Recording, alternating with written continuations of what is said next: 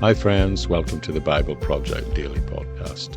And today we're picking up in Luke 19 and we're going to be looking at 15 verses from verse 29 to 44. And I've called today's study, When Jesus Comes.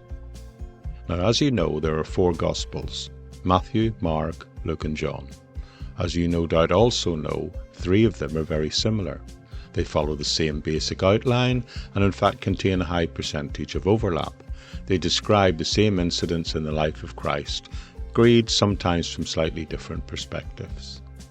The Gospel of John, however, is radically different. John focuses almost solely on Jesus' ministry in Jerusalem.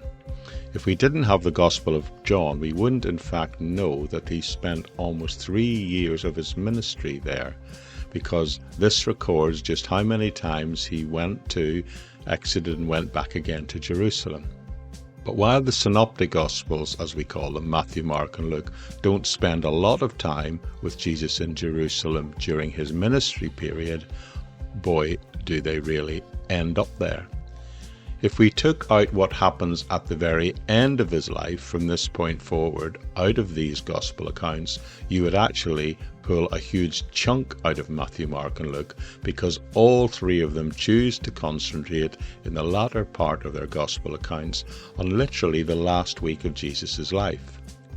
Matthew, Mark and Luke initially focused on the ministry of Christ in Galilee, and then he shows up in Jerusalem.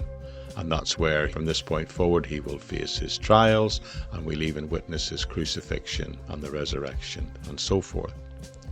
Now, we've been going through the Gospel of Luke together for nearly 70 episodes now, over 2 months, and we've been doing it verse by verse. But there is one factor: when we approach something like this in such details, it's very easy to miss something. If you were to read the Gospel of Luke all the way through in one go without stopping, I would suggest you'd probably notice how often it refers to Jesus, the fact that he's going to Jerusalem. It started way back in Luke chapter 9, when Luke recorded for us, 9:51, it says, "Now it came to pass, when the time had come to be received up, that he steadfastly set his face towards Jerusalem." So way back in chapter 9, Luke in the text takes a point of time to say, hey, pay attention, Jesus is now leaving Galilee and he's going to head towards Jerusalem, where all this stuff is going to happen. But then we've had 10 chapters and it's taken that long for him to arrive there, which is what we're seeing there today. And through these 10 chapters, we've seen him visit several places, teach using parables, miracles, healings, etc., etc. But now, in chapter 19, we see he finally gets to Jerusalem, and that's what we're going to look at today. The Lord is finally entering Jerusalem. The Lord has come. Now, Matthew, Mark and Luke all record these events, and we've looked at them twice before. But today we're going to read Luke's version, which is Luke 19, verses 28 to 44. And I want to try and get something different out of this famous passage to what I drew out of it the last 2 times. Something that I believe Luke particularly wants us to understand. So with that in mind, let's jump into the text to where we left off. Thank you for joining me again here today, and welcome to the Bible Project Daily Podcast.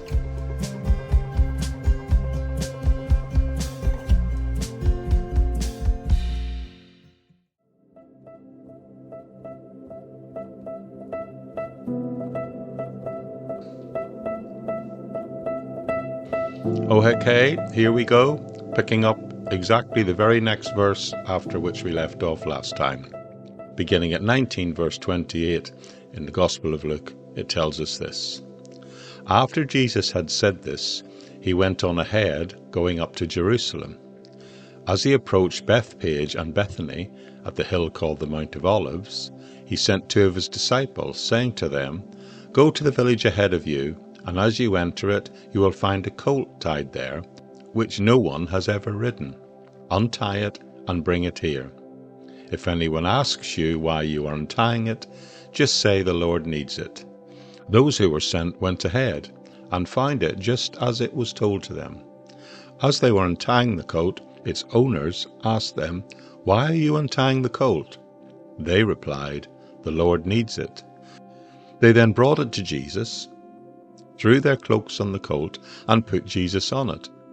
As he went along, people spread their cloaks on the road.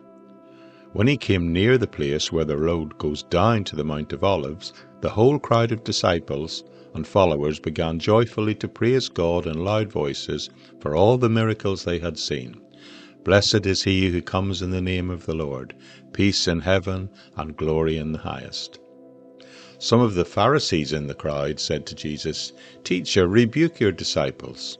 "I tell you," he replied, "if they keep quiet, the stones will cry out." And he approached Jerusalem and saw the city, and he wept over it. And he said, "If you, even you, had only known on this day what would bring you peace, but now it is hidden from your eyes. The days will come when your enemies will build an embankment against you and encircle you and hem you in on every side. They will dash you to the ground, you and your children within your walls. They will not leave one stone on another, because you did not recognize the time of God coming to you." Okay, a familiar passage to many, I'm sure.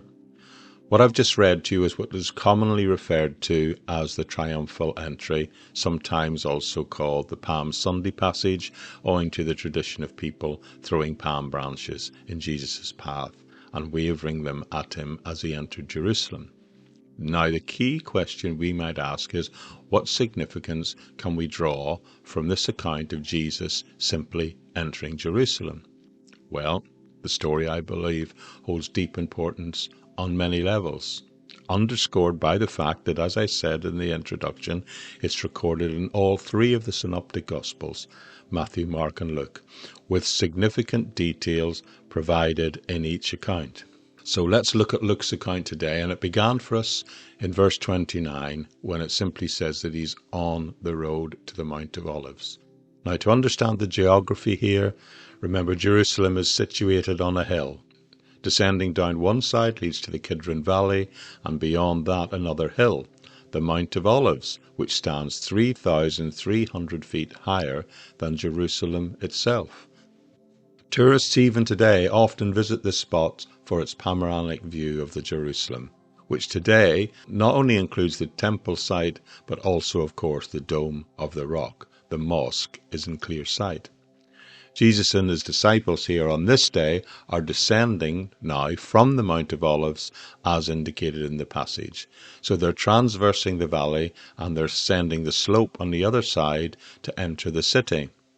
Now, many events will unfold in the city after this section of scripture I've read.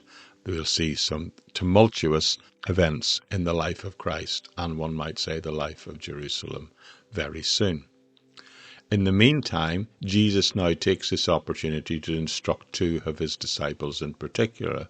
Likely, Bible experts say Peter and John, and he instructs them and tells them to go to a nearby village and find a colt, it said in my translation, which of course is just a reference to a young, not fully grown donkey, one that will be tied up there. Now, there's a sense here in which Jesus is seen to display supernatural knowledge, because he knows about this donkey's presence in advance. And indeed, the disciples, upon reaching the village, do indeed find the donkey just as Jesus described. What's noteworthy, I think, a little thing that's easy to miss, a small little reference, is that the owners of the donkey also recognize Jesus as Lord, and they readily allow the disciples to take it when they mention that the master has need of it. Verse 32 confirms that the disciples find the situation precisely as Jesus foretold. And then in the following verse we see them untying the donkey. The owners questions them, saying, "What are they doing it for?" And of course they just reply simply, "Our Lord has need of it." Now notice the use of the term "they."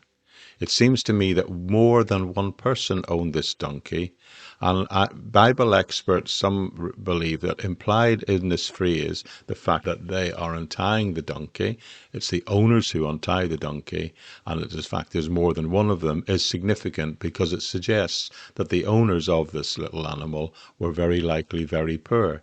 In other words, they'd pulled the resources to acquire this donkey. Furthermore, we note the donkey doesn't even have a saddle, or maybe even a saddlecloth, indicating again further its humble condition, the humble condition of its owners. Yet still the owners give the donkey over, it's brought to Jesus, and it appears they place their own clothes on it as seating for Jesus to sit on it. Now, additionally, we say the crowd spreading their cloaks, their clothes on the road, also indicating their excitement and honour for celebration, if you like, of Jesus arising in the city of Jerusalem. Let's just focus for one more moment on verse 32, because it says, "And as they went on their way, they found it just as he had said to them." I think that phrase and the fact that things panned out exactly as Jesus said is worth noting, because I think we should take it as an encouragement to rely on the reliability of Jesus' instructions. I wonder if you've ever found yourself in a situation where your ideas conflict with what Jesus suggests we should do in scriptures, where we feel there must be, in many ways, on human level, another way, even a better way. Well, I think this verse, as a secondary factor, emphasizes that when our understanding clashes with what we feel God's clear guidance is, it's crucial to trust in that rather than in our own understandings. As Proverbs, in fact, says, we shouldn't rely solely on our own understanding, but rather, Proverbs 3 verses 5 and 6 tell us, acknowledge God in all his ways, and he will direct our paths. So when our perspective contradicts with his, it is essential to follow his lead, because further down the road of life, I believe we will realize that things are just as he said, not as we imagined. Anyway, moving back and forward in the narrative, the crowd bursts into proclamations and praises for the Lord. This is first seen in verse 36. They're laying their clothes on the road, as I said, as Jesus is approaching the descent of the Mount of Olives, and this entire multitude, so it's describing a large group of people, which includes the disciples, they're seen to be rejoicing and praising God, loudly celebrating the mighty works that many of them have witnessed on this 10-chapter journey to Jerusalem. And mixing with the people locally, there seems to be this spontaneous outpouring of praises, underscoring the crowd's recognition of Jesus as the Messiah, demonstrated they have seen through miracles and power being testified to here. Now, the crowd welcoming Jesus into Jerusalem is ostensibly the same crowd that will probably, a significant number, will be among those who are demanding his crucifixion within a week. So the contrast here is stark. It's meant to be stark. Here are people praising him, and what's significant is that these are likely a mixture of people from Galilee who saw Jesus performing miracles, as well as people who witnessed him arriving in Jerusalem for the Passover, and those he picked up along the way through his life and ministry and making a decision to follow him. So essentially, upon arrival, his own community growing and be swelled with the people from the suburbs of Jerusalem, those who have seen the wonders and are now witnessing to him and what he's done as he enters into the city, drawing more and more people into the cavalcade. The words in verse 38 that we hear the people shout along the lines of, "Blessed is the King who comes in the name of the Lord, peace in heaven and glory to the highest," it reveals that certainly there is a recognition of Jesus as royalty as they see it, as the Messiah, and further demonstrated as they lay their clothes on the road before him, a gesture of submission and great honor. So they're acknowledging him as the long-awaited Messiah, but also as the King. Now, Luke doesn't dwell on this in the same way as Matthew did, and that's the perspective I focused on when I looked at Matthew. So if you want to think about that, I haven't heard that before, drop back and look at my account in Matthew 19, I think it is. Because remember, Matthew was writing to a Jewish audience, and he's emphasizing by quoting Old Testament prophecies about the Messiah concerning the entry into Jerusalem. The key point here is the imagery being used here is significant. You see, when a king rode a horse, it was symbolizing a readiness for war, but when he entered a city, sometimes a conquered city, he would ride on a donkey to signify he arrives in peace, just as Jesus does here. So Jesus' choice of a donkey for his triumphal entry highlights he's bringing his role as, yes, there's kingship to it, but ultimately he's a bringer of peace. And the crowd understands this, or at least partly does, because they acknowledge that they welcome him as king, but also proclaim peace in heaven and on earth. Now, this notion of Jesus the Messiah as the one who brings peace isn't new. Of course, it's echoed very much in the opening verses of Luke's Gospel, where the birth of Jesus was foretold, and with the proclamation to the shepherds of peace on earth and goodwill to all men. And now, today, as we see Jesus enter Jerusalem, the crowd also recognizes him as the king, but the king who will bring peace, or at least they recognize him in that way at this point. So it's really worth noting the contrast between Jesus riding a donkey and symbolizing peace, and the very different imagery of him returning on a horse, a white charger, a horse of war in Revelation, denoting judgment. Here, Jesus comes, as it's described, empty-handed, a sign of peace, a stark contrast to the eventual scene of judgment depicted in Revelation when Jesus returns in the character of the conquering king for judgment. Just as an aside, this reference about Jesus arriving empty-handed, I wonder if you know the origin of the handshake. Now, there are several explanations, but they all pretty much say the same thing. The oldest one goes back to the ancient times, even before this, when two strangers met. Initially, of course, they'd be cautious, and the protocol was to lower their daggers and circle around each other, thereby deeming the encounter non-hostile. Then, of a gesture of peace, they would extend an open, empty hand and offer to shake it. Interestingly, traditionally to this day, it is men who in the majority shake hands, possibly because the long history that this has grown out of a time when women didn't carry swords, so they didn't need to show their empty hands as a sign of peace. They could approach each other and even hug without any danger of a secret stabbing, as it were. So the symbolism here is crucial. This being described as this extended empty hand signifies peace, just as Jesus entering Jerusalem on the donkey symbolized peace. The whole idea is he is arriving devoid of any weaponry of war.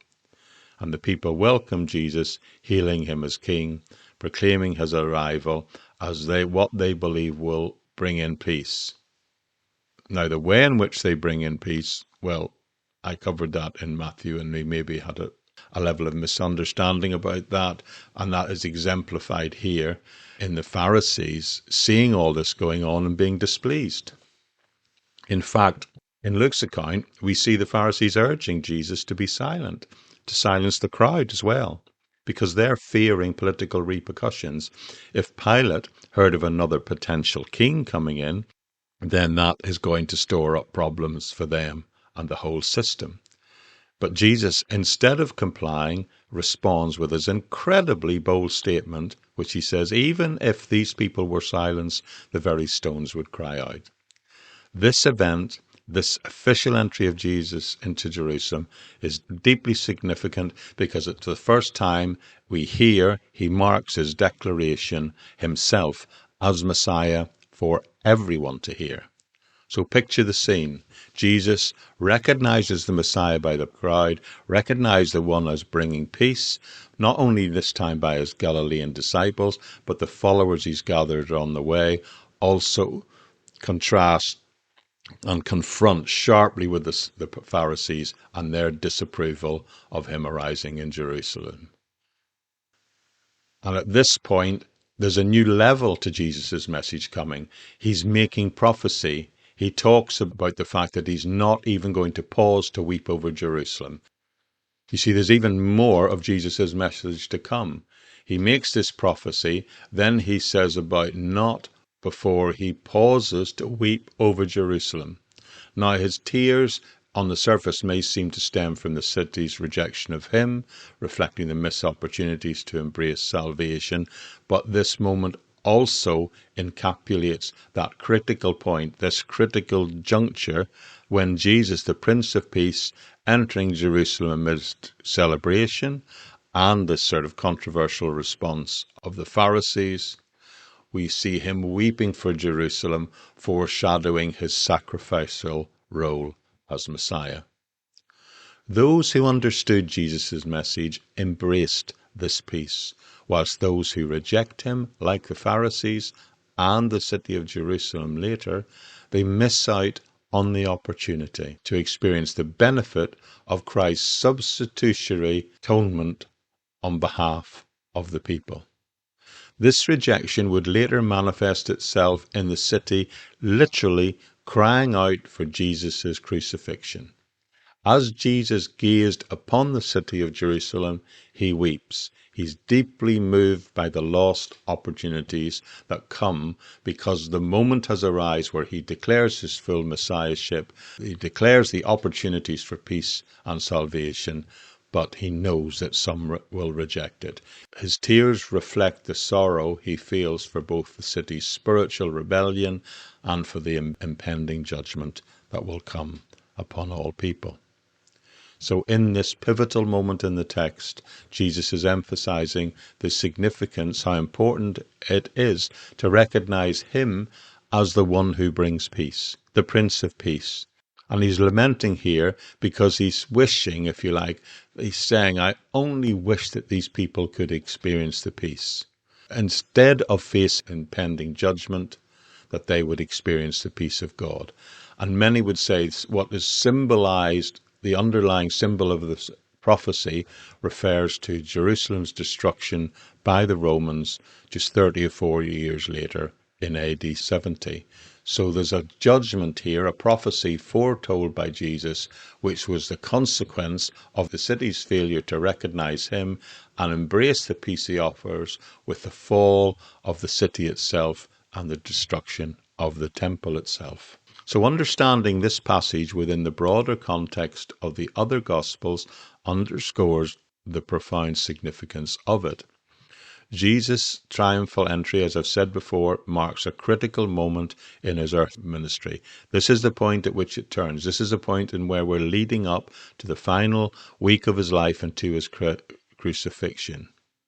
Yet the practical lesson that was there as an opportunity for them to grasp today and still lies for us today is the opportunity to recognize Jesus as the source of peace in life. But the other side of that means that those who reject that peace will face the other side of the coin, which is justice, judgment, turmoil, whilst those who accept him can truly find peace. Now, let me conclude today by emphasizing two simple statements about this peace of God that Jesus is bringing in here. Firstly, it is that the presence of Jesus brings peace, yes, and when Jesus enters into any situation, peace will accompany them, but that peace is twofold. It is in the form of peace with God and the peace of God. Now, the peace with God is attained through faith in Jesus Christ, as outlined across the New Testament many times. Paul does it beautifully for us in many passages. Just one in my head we might want to look at right now is Colossians 1, where Jesus is seen to reconcile us to God through his coming sacrifice on the cross. But the peace of God, on the other hand, is also experienced in our daily lives when we surrender our worries and anxieties to him, as described in passages like Philippians 4:6, where we're told that it is a peace that surpasses human's understanding and guards our hearts and mind. Notice how Paul and other writers, New Testament writers, unpack for us the various ways that God brings peace, not only in terms of our relationship with God, but between two people. In the Philippians 4 passage, he urges unity, and he actually quotes two quarrelling women in the local church he's writing to, and he encourages gentleness between them and towards others, and advises that community, that's faith community in Philippi, against any form of anxiety. Now, this sort of list format is quite rare in Paul's writing, but he does use it on occasion in other versions, in other places like 1 Corinthians chapter 5. In both cases, in the Philippians and the Corinthians passage, Paul is providing clear directives of highlighting the importance of obedience in maintaining that peace, maintaining that harmony, that thing that has been gifted by God to us by his reconciliation on the cross within church communities that exist thereafter and right down to this day. The reason Paul issues it as a series of almost commands, if you like, in Philippians and in other places, he's wanting to address the common problem that is often found within churches. Yes, we have peace with God of individuals, but we're choosing not to live in peace with each other.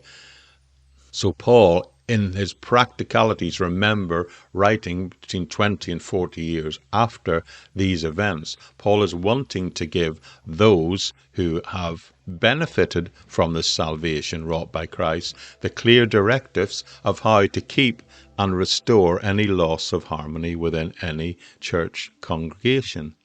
And in the practicalities of the situation in Philippi, he simply urges that the woman involved in the breakdown, what has led to a division in the church, to reconcile. Paul then says that by doing this and living this way as churches and churches community, we're able to not only have reduction in anxiety, not worry about things, but it gives us a toolkit, if you like, to fix conflicts when they might arise between individuals. Anything that might disrupt the peace of the congregation of Christ, the peace that was won at a great cost by Christ on the cross. And Paul ultimately said, therefore encourages us to focus on rejoicing in the Lord and maintaining a spiritual gentleness and entrusting all our concerns to God through prayer. By addressing conflicts biblically and seeking resolution in this way, the church forever, from this point in time forward of Christ's entry into Jerusalem, can not only experience but maintain the peace won this day. So by following these principles, we can experience not only peace with God, that was won at the cross of Calvary, but the peace of God amongst each other by living in a godly way. It's crucial for all Christians to believe that our peace isn't meant to be dependent on external circumstances. Anyone can experience peace momentarily when everything's going smoothly, but true peace is found in the midst of turmoil and trouble. That's the peace being offered here. That's the peace being described by Paul in Philippians and Corinthians. And the reaction of Jesus, as seen here on this day to the Pharisees in their response to arrival in Jerusalem, is the response that is seen because essentially these guys are rejecting the offer of peace with God and peace with one another. Those who reject Jesus reject peace. And by rejecting peace, you by nature lead to a situation where you live without peace and with conflict and eventually with judgment. Conversely, those who accept Jesus will receive both peace with God and within ourselves.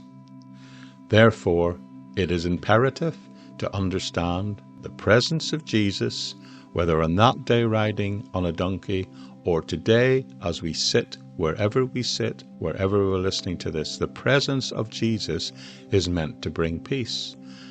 And the other side of that, recognizing that the rejection of Jesus will lead to the rejection of peace in our life. Whether we have peace in our heart is always determined to whether we have Jesus in our heart. As 2 Thessalonians 3:16 states, "May the Lord of peace himself give us peace always and in every way, regardless of our circumstances.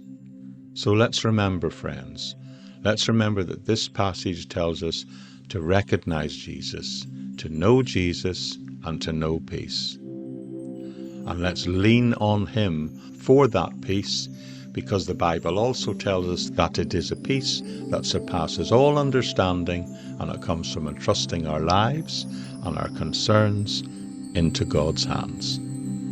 I'll leave it there for today.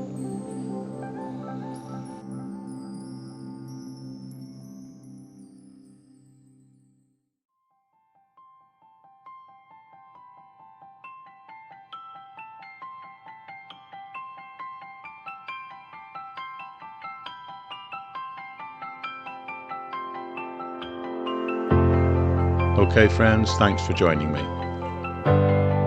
Can I suggest, if you've not done it before, why not subscribe to this podcast and you'll never miss another single episode.